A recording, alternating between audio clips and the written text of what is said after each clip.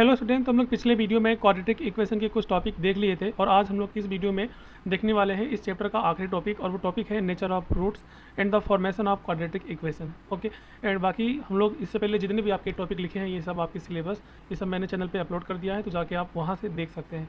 तो सुकून से बैठ जाइए, इत्मीनान से बैठ जाइए, क्योंकि हम लोग चलने वाले हैं आनंद से भी आगे। तो बच्चों यहाँ पे आपके सामने हेडिंग है नेचर ऑफ रूट्स। अब ये क्या होता है नेचर ऑफ रूट?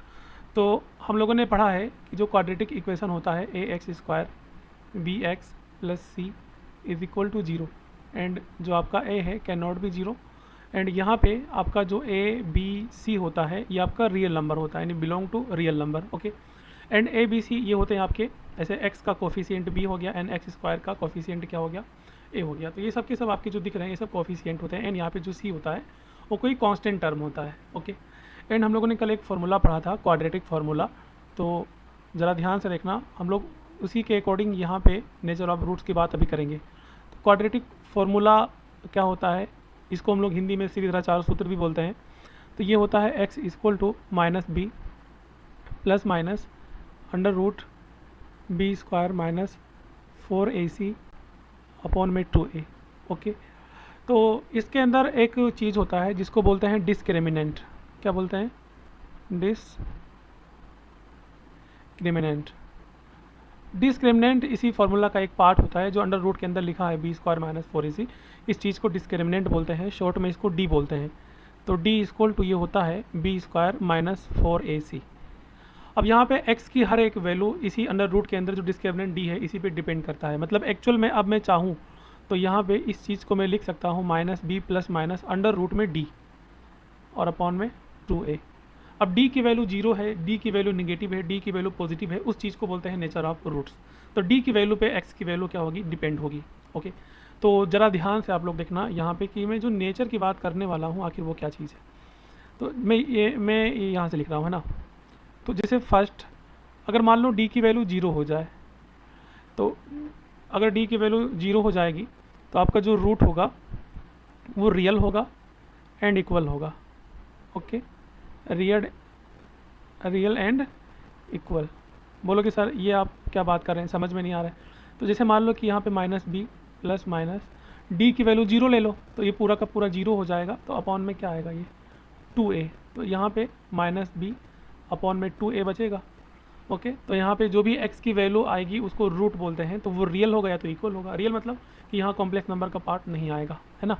एंड दूसरा ज़रा ध्यान से देखना, ये क्या होता है मैं इसको आप लोग को क्वेश्चन में बताऊंगा तो समझ में आ जाएगा। एंड मान लो d की जो वैल्यू है वो ग्रेटर देन जीरो हो जाए, मतलब पॉजिटिव में, है ना। ग्रेटर देन जीरो का मतलब होता है पॉजिटिव, d की वैल्यू आप पॉजिटिव में ले रहे हो। तो पॉजिटिव की कंडीशन पे आपकी जो वैल्यू होगी वो रियल होगी एंड डिस्टिंक्ट होगी। एंड डिस्टिंक्ट, कोई बोलता है कि सर डिस्टिंक्ट मतलब क्या होता है? तो डिस्टिंक्ट का मतलब होता है भैया आपका जो रूट होगा, नहीं जो x की वैल्यू होगी वो दो अलग वैल्यू होगी, मतलब बराबर नहीं होंगी आपस में। एंड जैसे अब d की वैल्यू यहाँ पॉजिटिव हो जाएगी तो आपका फिर क्या आएगा, एक minus B plus under root D upon में 2a, और एक minus B minus under root D upon में 2a। दो अलग वैल्यू आएगी यहाँ पे, उसी को बोला जा रहा है रियल एंड डिस्टिंक्ट। और रियल क्यों आएगा? क्योंकि d की वैल्यू पॉजिटिव है और रूट के अंदर अगर वैल्यू पॉजिटिव में है तो वो आपका रियल होता है, अगर नेगेटिव हो जाए तो वो आपका कॉम्प्लेक्स हो जाता है। तो वही तीसरा वाला यहाँ पे कहता है, मतलब तीसरा नेचर आपका यही कहता है कि अगर d लेस देन जीरो हो जाए, मतलब d की वैल्यू जीरो से कम हो जाए, मतलब नेगेटिव में पहुंच जाए, तो आपका वैल्यू अब रियल नहीं होगा। आपका जो वैल्यू होगा बच्चों वो कॉम्प्लेक्स होगा। ओके, कॉम्प्लेक्स होगा एंड डिस्टिंक्ट भी होगा साथ में, मतलब अलग अलग भी होगा ना, कॉम्प्लेक्स एंड डिस्टिंक्ट। तो आई होप जो ये बातें मैंने अभी आपको यहाँ बताया है समझ में आ गया होगा। ओके, अब ये सब चीज़ होता क्या है बच्चों, ये हम लोग जब आगे पढ़ेंगे, क्वेश्चन देखेंगे, तो उस चीज़ में इसको बहुत ही अच्छी तरीके से हम लोग एक्सप्लेन करेंगे और सॉल्व करेंगे। तो यहाँ पे जब d की वैल्यू मतलब माइनस में हो जाएगी तो अंडर रूट के अंदर माइनस की वैल्यू आपकी कॉम्प्लेक्स नंबर हो जाती है। ओके, तो ये कुछ बातें थी जो आप लोग को यहाँ पे ध्यान में रखना पड़ेगा। आगे यहाँ पे क्या बोलता है, जो अगला टॉपिक है वो है फॉर्मेशन ऑफ क्वाड्रेटिक इक्वेशन। और फॉर्मेशन ऑफ क्वाड्रेटिक इक्वेशन क्या होता है भैया? तो क्वाड्रेटिक इक्वेशन का जो असल चेहरा होता है, standard form A X square plus B X plus C equal to zero. ठीक है, अब मान लो अब इसको जब हम लोग सॉल्व करते हैं तो कुछ इस तरीके से इसके दो रूट आते हैं, मतलब x माइनस एल्फ़ा एक ब्रैकेट में एंड एक्स माइनस बीटा एक ब्रैकेट में, कुछ इस तरीके से आते हैं, इज इक्वल टू 0। तो यहाँ एक्स की दो वैल्यू आएगी, एक अल्फ़ा आएगा और एक बीटा आएगा। अभी हम लोग सोल्व करेंगे तो पता चलेगा इस चीज़ के बारे में। तो यहाँ पे इसके दो रिलेशन भी होते हैं, एक सम होता है मतलब अल्फ़ा प्लस बीटा। तो अल्फ़ा प्लस बीटा क्या होता है, जो कोफिशिएंट होता है बी अपॉन में ए, बट माइनस निशान के साथ। मैंने इसको प्रूव किया है, जाके आप पिछले वीडियो में देख लें उसको। एंड जो इसका प्रोडक्ट होता है वो क्या होता है, अल्फ़ा इंटू बीटा, मतलब दोनों का मल्टीप्लाई कर देते हैं तो सी अपॉन में ए आता है। इतना ठीक है। तो यहाँ पे क्या होता है कि आपको क्वेश्चन में अल्फ़ा और बीटा दिया रहेगा, मतलब एक्स की दो वैल्यू दी रहेगी और आपको alpha plus beta, alpha into beta का यूज़ करके आपको फॉर्मेशन ऑफ क्वाड्रेटिक इक्वेशन, मतलब कि क्वाड्रेटिक इक्वेशन का एक फॉर्मेशन करना है, मतलब बनाना है इस रूप में X square B X plus C. बोलोगे सर क्या आप कह रहे हैं, समझ में नहीं आ रहा, एग्जाम्पल से समझिए। तो बच्चों भी जस्ट हम लोग क्वेश्चन ही करने वाले हैं। तो पहले एक इसका फॉर्मूला है, इसको आप लोग याद कर लेना कि फॉर्मेशन ऑफ क्वाड्रेटिक इक्वेशन का जो फॉर्मूला होता है उसको मैं यहाँ कुछ इस तरीके से बोल रहा हूँ, P X is equal to X square minus sum of root यानी कि alpha plus beta into X, ये बी वाला पार्ट हो गया, and plus alpha into beta. ये फॉर्मूला है बच्चों, इसको आप बिल्कुल भी नहीं भूलना, इसको आप याद कर लो। ये फॉर्मूला किसका है, फॉर्मेशन ऑफ क्वाड्रेटिक इक्वेशन का। तो स्टूडेंट यहाँ पे आपके सामने नेक्स्ट टॉपिक है और वो है सॉल्यूशन ऑफ क्वाड्रेटिक इक्वेशन, मतलब कि हम लोग को कुछ इस तरीके से इक्वेशन अगर मिलेगा तो उसको कैसे सॉल्व करते हैं। तो ज़रा ध्यान से देखना कि जब आप क्वाड्रेटिक इक्वेशन को सॉल्व करते हो तो इसकी दो वैल्यू निकल के आती है, एक अल्फा होती है, एक बीटा होती है, जिसको हम लोग रूट बोलते हैं, एंड वही उसकी सॉल्यूशन होती है। ओके, तो यहाँ पे आपके सामने दो क्वेश्चन दिया, हम लोग इसको सॉल्व करते हैं। अब स्टूडेंट ये तो आपका क्लास 10 लेवल है, बट IIT में बिल्कुल मत सोचना कैसा आएगा, इससे कई टफ होंगे, कई गुना टफ होंगे। ओके, तो ज़रा ध्यान से देखना यहाँ पे कि जो यहाँ पे पहला क्वेश्चन है मैं उसको सॉल्व करता हूँ। क्या लिखा है, 4x square plus 9 equal to 0। तो इसको मैं दो तरीके से सॉल्व कर सकता हूँ, दो मेथड से। एक तो होता है फैक्टर वाला मेथड जो आपने क्लास 10 में पढ़ा था, और एक मेथड आपने और पढ़ा होगा श्रीधराचार्य जो सूत्र होता है यानी क्वाड्रेटिक फार्मूला वाला सूत्र, उस पर हम लोग इसको सॉल्व कर सकते हैं ए बी सी की वैल्यू फाइंड करके। तो इसको हम लोग सॉल्व करेंगे फैक्टर वाले मेथड पे, मतलब कि अगर मैं यहाँ पे इसको थोड़ा सा इसको मैं अरेंज करूँ तो मैं यहाँ पे इसको लिख सकता हूँ 4x स्क्वायर 9 आयोटा का स्क्वायर इक्वल टू 0। अब बोलोगे अरे सर ये कैसे कर दिया आप, तो देखो 9 प्लस में दिया है, अगर मैं इसको आयोटा स्क्वायर से मल्टीप्लाई कर दूँ तो आयोटा स्क्वायर की वैल्यू होती है -1, तो माइनस माइनस प्लस हो जाएगा। एंड यहाँ पे जरा ध्यान से देखना आप लोग, तो 4x स्क्वायर को आप लिख सकते हो 2x का स्क्वायर एंड 9i स्क्वायर को आप लिख सकते हो 3 आयोटा का स्क्वायर इज इक्वल टू 0। अब ये a square minus B square बन गया, तो एक ब्रैकेट में a प्लस बी मतलब 2x प्लस 3 आयोटा, एंड एक ब्रैकेट में a माइनस बी मतलब कि 2x minus 3 iota. Okay, and equal to क्या हो जाएगा, यहाँ पे 0 हो जाएगा। अब हम लोग क्या करेंगे, इन दोनों को अलग अलग स्प्लिट कर सकते हैं, तो दोनों को अलग अलग बांट दो यहाँ पे, मतलब कि 2x plus 3 iota equal to 0, ये अलग हो जाएगा, एंड यहाँ पे 2x minus 3 iota equal to 0, ये आपका अलग हो जाएगा। तो यहाँ से जब आप x की वैल्यू निकालोगे तो 2x इक्वल टू क्या हो जाएगा, -3 आयोटा, तो यहाँ से x की वैल्यू आएगी -3/2। तो एक्चुअल में ये आपकी अल्फ़ा की वैल्यू होगी, यानी पहला रूट हम लोग को मिल चुका है। एंड यहाँ से 2x इक्वल टू आएगा प्लस में 3 आयोटा, एंड यहाँ से x की जो वैल्यू आएगी वो, अच्छा बगल में यहाँ आयोटा भी रहेगा ना, इसको तो मैंने लिखा ही नहीं, यहाँ पे बगल में आप लोग आयोटा भी लिख लेना, आयोटा भी लगा लेना, अल्फ़ा की वैल्यू है समझ जाओ। एंड यहाँ पे ये क्या आएगा 3/2 आयोटा। तो x की दो वैल्यू आ गई, और यही दोनों वैल्यू जो है x की वो इस क्वाड्रेटिक इक्वेशन का सॉल्यूशन है। तो एक वैल्यू क्या आई है 3 आयोटा/2, और एक वैल्यू क्या आई है प्लस में 3 आयोटा और अपॉन में 2, है ना। तो सिंपल है, कोई बड़ी चीज़ नहीं है।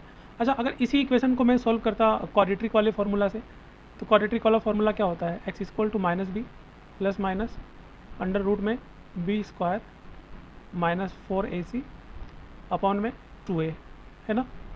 तो यहाँ पे आप जो इसका स्टैंडर्ड फॉर्म होता है इक्वेशन का, वो क्या होता है ax square bx plus c। तो x स्क्वायर से पहले a की वैल्यू होती है, तो x स्क्वायर से पहले a की वैल्यू 4 हो गई, एंड x से पहले b की वैल्यू होती है, बट यहाँ तो x वाला टर्म ही नहीं है, तो b 0 हो जाएगा, एंड ये जो अकेले है कांस्टेंट यानी कि 9, ये c की वैल्यू हो गई। तो यहाँ से हम लोग x इक्वल टू क्या लिख सकते हैं, b की वैल्यू तो भैया 0 हो जाएगी, तो ये तो आपका पूरा 0 होने वाला है ना। And plus minus under root में b की पूरी वैल्यू 0 हो गई, एंड -4 इंटू a की वैल्यू 4 है, एंड c की वैल्यू कितनी है 9 है ना, एंड अपॉन में 2a, 2 इंटू ए की वैल्यू कितनी है 4 है। तो x इक्वल टू जब आप इसको सॉल्व करोगे तो 0 प्लस माइनस तो काम इसका ख़त्म हो जाएगा, यहाँ से इसको हटा ही दो। 0 माइनस ये आपका कितना हो जाएगा 4, ये हो जाएगा आपका 144 है ना। ये वाला आपका क्या हो जाएगा बच्चों, प्लस माइनस यहाँ पे लिख दो ना, प्लस माइनस माइनस में 144 एंड अपॉन में 4 टू जा कितना हो जाएगा 8। अब एक बार अब यहाँ पे इसको आप सॉल्व करोगे तो प्लस माइनस 144 होता है 12 का स्क्वायर मतलब 12, और ये अंडर रूट में -1 तो आपका ये आयोटा हो जाएगा, मतलब 12 आयोटा हो जाएगा। इसको जब आप सॉल्व करोगे तो ये 12 आयोटा और अपॉन में 8, और इसको जब आप सॉल्व करोगे तो 4 टू जा 8 और 4 3 जा 12। तो यहाँ पे फाइनली कितना आएगा प्लस माइनस 3 आयोटा अपॉन में 2। अब एक वैल्यू x की प्लस में तो 3 आयोटा अपॉन में 2, और एक वैल्यू निगेटिव में तो 3 आयोटा अपॉन में 2। देखो सेम आ रहा है ना, -3 iota upon 2, 3 iota upon 2, 3 iota upon 2, -3 iota upon 2। ये दोनों सेम ही चीज़ है, अल्फा बीटा चाहे जो करो तो कोई प्रॉब्लम नहीं है, सिंपल। एंड ये वाला जो है हम लोग इसको सॉल्व करते हैं अब, ठीक है। तो आई होप ये बातें जो मैंने यहाँ पे बताई आपको समझ में आ गई होंगी। तो ये क्या है 6x² + 7x - 10 है ना। तो जो दूसरा वाला है हम लोग इसको सॉल्व कर लेते हैं। तो क्या था 6x² + 7x - 10 = 0। इसको भी आप फैक्टर से सॉल्व करो। तो यहाँ पे सॉल्व करने का आपने तरीका एक पढ़ा होगा क्लास 10th में कि आप ये जो c वाला होता है ये x² के बगल यानी ये जो x² का कोफिशिएंट होता है यानी कि a, c को a से मल्टीप्लाई करते हैं। तो 10 को 6 से आप मल्टीप्लाई करते हो तो 10 6 कितना हो जाएगा 60। अब 60 को आप ऐसा फैक्टर में लिखते हो कि जोड़ने घटाने पे वो 7 आ जाए। तो इस 60 को अगर मैं 12 5 लिखूँ यानी 12 पंचे 60 और 12 में से 5 घटाओगे तो 7 बचेगा। तो ये आपका 6x² ऐसे ही होगा। एंड यहाँ पे इसको हम लोग लिख सकते हैं 12x और -5x, क्योंकि +12 में से -5 घटाओगे तो +7 बच जाएगा एंड -10 = 0। तो यहाँ पे आप 6x कॉमन ले लो तो अंदर क्या बचेगा x + 2 बचेगा एंड -5 कॉमन ले लो तो माइनस भी कॉमन गया है तो ये प्लस हो जाएगा एंड ये 5 2 10 = 0। तो यहाँ पर भी आपका एक ब्रैकेट में x + 2 आएगा एंड एक ब्रैकेट में 6x - 5 आएगा = 0। तो यहाँ पे एक बार आपका x + 2 = 0 हो जाएगा एंड यहाँ पर आपका एक बार 6x - 5 = 0 हो जाएगा। तो यहाँ x की एक वैल्यू आएगी -2 एंड यहाँ से 6x = 5, तो x की वैल्यू यहाँ कितनी आएगी 5/6। अब इसको अल्फ़ा मान लो, इसको बीटा मान लो, सिंपल। तो स्टूडेंट हम लोग यहाँ पे एक क्वेश्चन और सॉल्व करते हैं। तो ज़रा ध्यान से देखना, क्वेश्चन क्या है x² - iota x + 90 = 0। तो यहाँ पे आप लोग देना पहले x² - iota x + 90 = 0। ओके, अब वही सिंपल x² का कोफिशिएंट 1 है तो 90 का 1 से मल्टीप्लाई कराएंगे तो यहाँ पे 90 आएगा। अब मल्टीप्लाई करने पे 90 एंड इसका जो फैक्टर होगा मुझे इस तरीके से लिखना है कि जोड़ने घटाने पे iota x आ जाए। तो क्या मैं 90 को 10 × 9 लिख सकता हूँ? तो 10 9 × 90 एंड 10 में से 9 जब आप माइनस करोगे तो 1 बचेगा, मतलब 1 आयोटा। तो मैं इस चीज़ को लिख सकता हूँ x² - 10 iota x + 9 है ना, 9 iota x और प्लस 90 = 0। तो देखो यहाँ पे क्या है -10 आयोटा में से +9 आयोटा माइनस करोगे तो माइनस आयोटा बचेगा। बट अगर यहाँ पे आप कॉमन ले लोगे तो ये वाला माइनस में आएगा, बट यहाँ माइनस तो आएगा ही नहीं। तो ज़रा ध्यान से देखना, मैं यहाँ पे कुछ अदला बदली करता हूँ, मतलब 10 iota x + 9 iota x, मैं इस प्लस को माइनस लिखता हूँ एंड 90 के बगल में iota स्क्वायर से मल्टीप्लाई करा देता हूँ, क्योंकि iota स्क्वायर की वैल्यू -1 तो माइनस माइनस प्लस दोबारा 90 आ जाएगा, सिंपल। अब यहाँ से आप कॉमन ले लो, तो जब यहाँ से आप x कॉमन लोगे तो अंदर बचेगा x - 10 आयोटा एंड प्लस जब आप यहाँ पे 9 आयोटा कॉमन लोगे तो अंदर बचेगा x - 9 10 जा 90 आयोटा, क्योंकि एक बार आयोटा आपने बाहर कॉमन लिया है। तो यहाँ पे एक ब्रैकेट में x - आयोटा ये वाला एक ब्रैकेट में हो जाएगा, x - 10 आयोटा एक ब्रैकेट में एंड x + 9 आयोटा एक ब्रैकेट में, सिंपल = 0। तो जब यहाँ पे आप अलग अलग करोगे तो x - 10 iota = 0 and x + 9 iota = 0। तो यहाँ से आएगा आपका x = 10 iota and x = -iota. तो ये आपका एक कॉम्प्लेक्स क्वाड्रेटिक इक्वेशन था, तो इसका जो रूट भी आया वो भी कॉम्प्लेक्स आया है। बाकी इसको आप क्वाड्रेटिक फार्मूला पे भी सॉल्व कर सकते हो। एंड यहाँ पे आपके साथ दूसरा क्वेश्चन है बच्चों, इसको आप लोग खुद ट्राई करना, जस्ट आपके लिए एक समझ लो होमवर्क है। बट एक बात याद रखना कि ये सब का सब आपका 11th लेवल और 10th लेवल का है, ठीक है। तो स्टूडेंट आपके सामने यहाँ पे एक और क्वेश्चन जो IIT JEE लेवल का क्वेश्चन है, PYQ नहीं है बट JEE लेवल का है। तो क्वेश्चन क्या कह रहा है कि the values of lambda for which lambda square minus 3 lambda plus 2 into x square plus lambda square minus 5 lambda plus 6 into x and यहाँ पे लेमडा स्क्वायर माइनस 4। तो जस्ट लाइक अगर आप ध्यान से देखो ये, तो ये AX square plus BX plus C type का दिख रहा है। तो एक्स स्क्वायर से पहले A की वैल्यू होती है तो ये पूरा का पूरा A हो गया, एंड X से पहले B होती है तो ये पूरा का पूरा B हो गया, एंड जो अकेले होता है कॉन्स्टेंट C होता है। Is an identity in x is, okay, ये बताना है हम लोग को। तो आइडेंटिटी के लिए एक कंडीशन होता है बच्चों, जो हम लोगों ने पिछले वीडियो में पढ़ा है, नेचर ऑफ कोफिशिएंट। तो आइडेंटिटी के लिए कंडीशन क्या होता है कि अगर आप क्वाड्रेटिक इक्वेशन में A की भी वैल्यू, B की भी वैल्यू एंड C की भी वैल्यू, तीनों को तीनों आप अगर जीरो ले लो तो उस कंडीशन को बोलते हैं आइडेंटिटी। एंड यहाँ पे जो भी आपकी x की वैल्यू होती है वो इनफाइनाइट रूट एग्जिस्ट करती है, ओके। तो हम लोग को यहाँ x की वैल्यू नहीं फाइंड करनी है, हम लोग को यहाँ लेमडा की वैल्यू फाइंड करनी है, जो हम लोग इसके हेल्प से यहाँ पे सॉल्व कर सकते हैं, ओके। तो ज़रा ध्यान से देखना, यहाँ पे सबसे पहला कंडीशन कि अगर आप बच्चों a की वैल्यू 0 लेके चलते हो, a की वैल्यू 0 लेके, तो यहाँ लेमडा स्क्वायर माइनस 3 लेमडा और प्लस 2 इक्वल टू 0 हो जाएगा। क्यों? क्योंकि ये पूरा का पूरा एक्स स्क्वायर से पहले है जो a की वैल्यू है। अब इसको आप सॉल्व करोगे तो 2 1 जा 2, 2 1 3 हो जाएगा। सिंपल सा एक क्वाड्रेटिक इक्वेशन हम लोग को दिख रहा है, तो हम लोग 3 को लिख सकते हैं 2 lambda minus lambda plus 2 is equal to 0। तो यहाँ पे अगर लेमडा को कॉमन ले लिया जाए तो अंदर बचेगा लेमडा माइनस 2, एंड यहाँ पे अगर -1 कॉमन ले लिया जाए तो अंदर बचेगा लेमडा माइनस 2 इक्वल टू 0।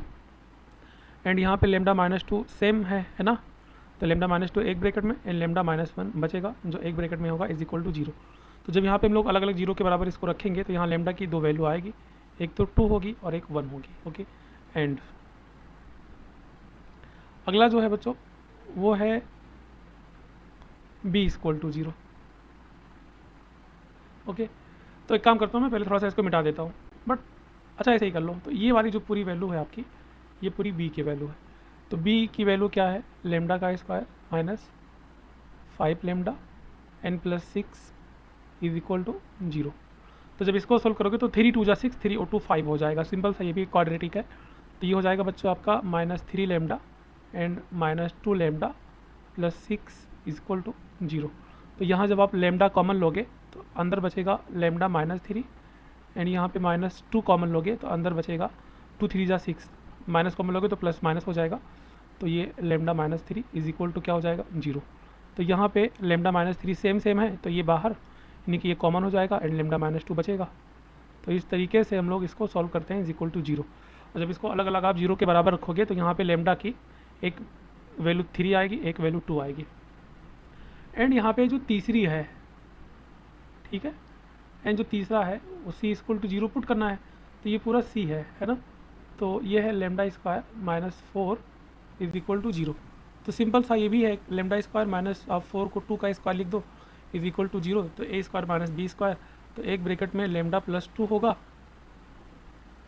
और एक ब्रैकेट में लेमडा माइनस 2 हो जाएगा इज इक्वल टू 0। तो यहाँ पर भी लेमडा की 2 वैल्यू आएगी, एक तो आएगी -2 और एक आएगी यहाँ पे +2। अब लेमडा की यहाँ देखो 2 4 और 2 6 वैल्यू आ रही है, बट इसमें कॉमन जो है यानी कि लेमडा में ये जो कॉमन वैल्यू है इस चीज़ को यहाँ पे हम लोग बोलेंगे, है ना। तो पूरी की पूरी वैल्यू यहाँ पे लेमडा नहीं हो जाएगी, यहाँ पे लेमडा की वैल्यू जो तीनों में कॉमन है तो वही एक्चुअल में लेमडा की वैल्यू होगी। इस चीज़ को आप लोग अपने ध्यान में रखे रहना। और हम लोग बच्चों ऐसे ही आगे सॉल्व करेंगे IIT JEE का PYQ and advance level, JEE main level. तो ऐसे ही सुकून से पढ़िए, इत्मीनान से पढ़िए, क्योंकि हम लोग को चलना है अनंत से भी आगे। Thank you so much.